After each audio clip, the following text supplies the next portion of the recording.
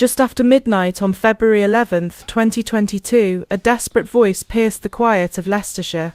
"I'm going to die," screamed 21-year-old Saqib Hussain into his phone as he made a 999 call. Those chilling last words came seconds before Saqib's silver Skoda Fabia exploded into a fireball on the A46 outside Leicester. His car had smashed into a tree and split in two, killing him and his friend Mohammed Hashim Ejazuddin instantly. Welcome to Crimes of Passion UK, uncovering Britain's most shocking stories of love, betrayal, and murder. Subscribe now and discover the chilling truths hidden behind the headlines. Reading the police reports and court records, I realized this was no accident.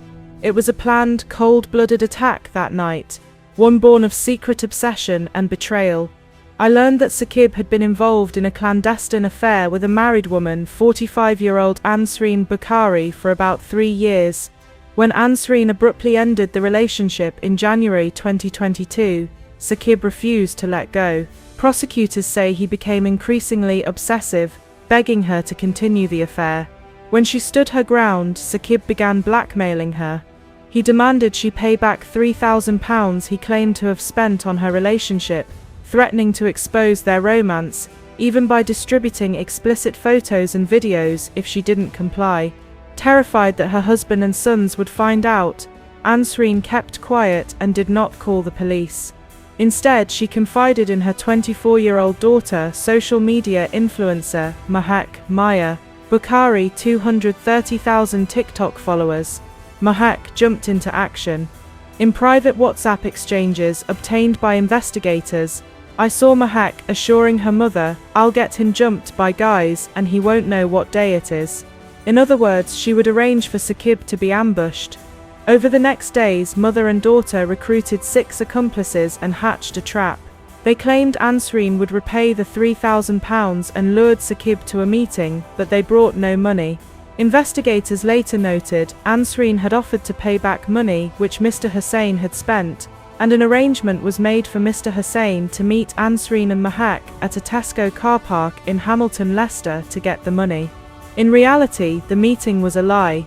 Ansreen and Mahak showed up at the Tesco lot on the outskirts of Leicester with 6 others, a total of 8 people split into 2 cars, a silver Audi TT and a blue Seat Leon, planning to spring on Saqib and seize his phone of incriminating evidence. Setting the trap at Tesco, I picture the scene in that cold, empty car park just after 1 a.m. On February 11th, at 1:17 a.m. Saqib arrived with Hashim driving his silver Skoda Fabia pulling into the Tesco Hamilton lot.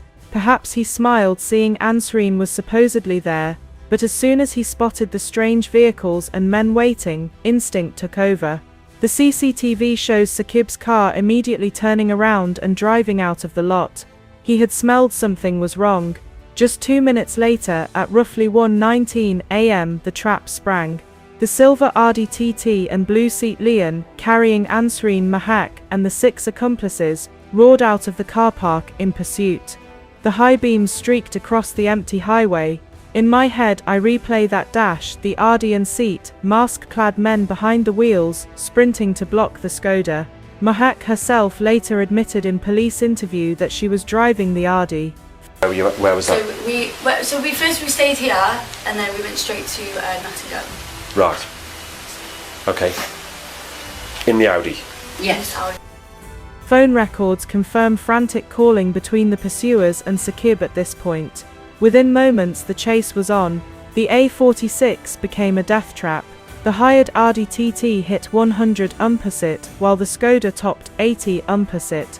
I found a shocking detail. Forensic analysis showed that when the crash happened, the Skoda had already smashed into the central reservation barrier before hitting a tree. The collision was so violent that the little hatchback literally split in two, hurling its engine free. Flames engulfed the wreck immediately. All the while, Saqib frantically pleaded for help. In the 999 call I studied, his voice is filled with panic. "They've got balaclavas on, they're trying to ram me off the road, they're trying to kill me, I'm going to die." His terror was real and palpable. He could feel the intent behind those shrouded pursuers. For the police listening, that frantic last message signaled it was no accident. Just seconds after Saqib's plea, the crash occurred.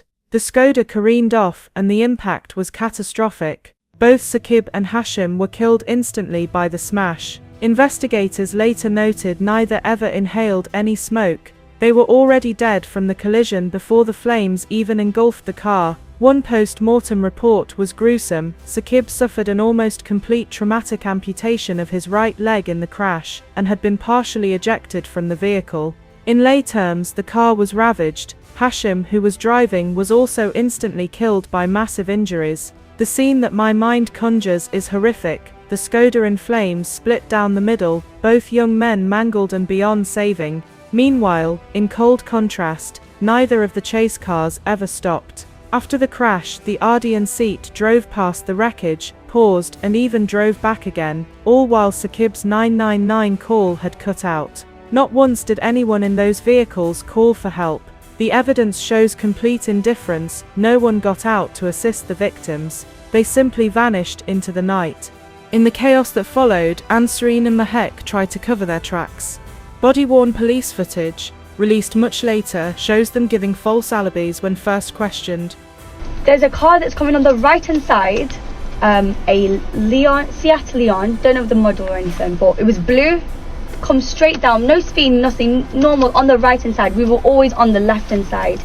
This right-hand side car's come now, the Leon, the blue one, has come straight next to me and come right in front of me, not very close. I've always said to myself, I'm a very good driver when it comes to this. I've been driving for 5 years, 45 years, and I've said to myself, always keep a 2 to 3 second rule gap, always, when I've said to myself, always done that. So this car's come not close, I've always braked. So I was doing 60, it was 70, I think it was 70 on the dual carriage or 60, I was doing 50 straight away, went back, went to 50 to 60, went back. This car didn't do anything to me. I don't know who, just a normal car going on the right to the left. This silver car, I don't know which brand it was, model, it's come zooming down. I've kept this 2 to 3 second rule gap, and the blue Leon's in front, I'm at the back. This silver car's come and cut into the middle, so we're basically all 3 cars very close. I braked and I said to my mum, what is this car trying to do? And my mum said, May, just keep your distance, everything's going to be okay. It's okay, just a reckless few people, just reckless because they know it's all the way down. If there's any cameras, there's going to be cameras. They must know there's no cameras. So they've gone all the way down. They've cut into my car. I've kept my distance. I braked. I think got to at least 40 because there was no cars behind me. Going to 40. This car was not threatening me, but agitating the blue car. Agitating blue. So the blue car went onto the right lane, which is the overtaking lane, and the silver car went onto the right lane with the same car as the blue. So then the blue car went onto the left, and the silver car kept to the left, and it was just harassing. Like the blue car was trying to let you go, like go, you can go now because I'm letting you. But this silver car was not letting the blue car go. So I was thinking, okay, well, they're not agitating me, they're not trying to put me off my driving. I'm going on my left lane, I'm further away from these cars. So like I said, they were doing their own thing. I've gone past on the right lane now. The blue car's in front always, the silver car was behind. I've gone past and I've gone further away from this car on the left side, and then the blue car has caught up with me on the right side. I don't know who they are, I didn't even see the silver car as well.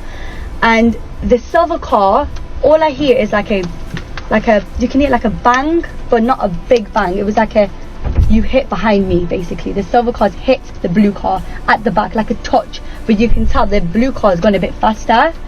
So I looked at my mum and I goes, Mum, what is going on? What is wrong with, are they In an interview excerpt I watched on ITV News, Mahek calmly told officers that at first we stayed here in Stoke, and then we went straight to Nottingham that night, claiming they drove the Audi directly to Nottingham after the crash to avoid suspicion. In fact, phone data and CCTV showed them wandering around Leicester. Shortly after 6 a.m, 3 of the 8 were arrested at the Bukhari home in Stoke, Ansareen, Mahek, and one accomplice. The others were detained over the next few days and weeks. Meanwhile, Leicestershire police had quickly put the pieces together. A crash call came in around 1:30 a.m. on February 11th, and first responders found the burning car by 6 Hills. Fire crews extinguished the blaze and discovered the 2 bodies. Detectives noted the 999 call from Saqib, and immediately treated the case as a murder probe. They pulled together more than 200 hours of CCTV footage from over 40 locations and hundreds of interviews to trace every move. Phone and tracker data confirmed the two cars' route and speed. The Audi's tracker showed 100 km/h, and the Skoda at impact was over 80 km/h. Forensics even found a wheel brace in the Audi and a makeshift metal weapon in the seat. Items clearly brought to be used against Hussein. By mid-2023, I was following the trial through news reports. In court it emerged that the entire plot had indeed been masterminded by Ansreen and Mehek, out of fear of exposure. I learned that during the 15-week trial, the prosecution repeatedly stressed the themes of love, obsession and extortion that underpinned the crime. After a marathon hearing, the jury delivered verdicts in late July 2023. Ansreen and Mehek Bukhari, the mother and daughter at the center of this case, were convicted of double murder, along with two younger associates, Rakan Karwan and Roriz Jamal. Three other defendants, Natasha Akhtar, Amir Jamal and Sanaf Gullah Mustafa, were found guilty only of manslaughter. An eighth man, Mohammed Patel, part of the group at the car park, was cleared of any wrongdoing. On September 1, 2023, the judge handed down sentences. It was chilling to see justice written in those court documents. Mehek Bukhari was given life imprisonment with a minimum term of 31 years 8 months, and her mother Ansreen also got life with 26 years 9 months. Rakan Karwan and Roriz Jamal likewise received life terms about 26-31 years minimum for the murders. The three convicted of manslaughter got shorter prison terms around 11-14 years each. The Crown Prosecution Service remarked that this was a planned cold-blooded killing, a fitting description of how one woman's fear and spite led to two brutal deaths. Ansreen Bukhari left and her daughter Mehek Bukhari arriving at Leicester Crown Court in April 2023. They were on trial for the murders of Saqib Hussain and Mohammed Hashim Ijazuddin, whose car crashed into a tree on February 11, 2022. By the end of the trial, it was clear exactly why the ambush had been set. Saqib had loved Ansreen and begged to rekindle their affair, but the truth would have ruined her marriage and Mehek's online image if it came out. Instead of facing that, Ansreen and Mehek chose murder. As a reporter reading through every transcript and report, I was struck by the prosecutor's summary. They uncovered a story of love, obsession, extortion, and ultimately cold-blooded murder. After months of grief and waiting, the victims' families heard the jury's verdicts and sentences, a long-awaited measure of justice.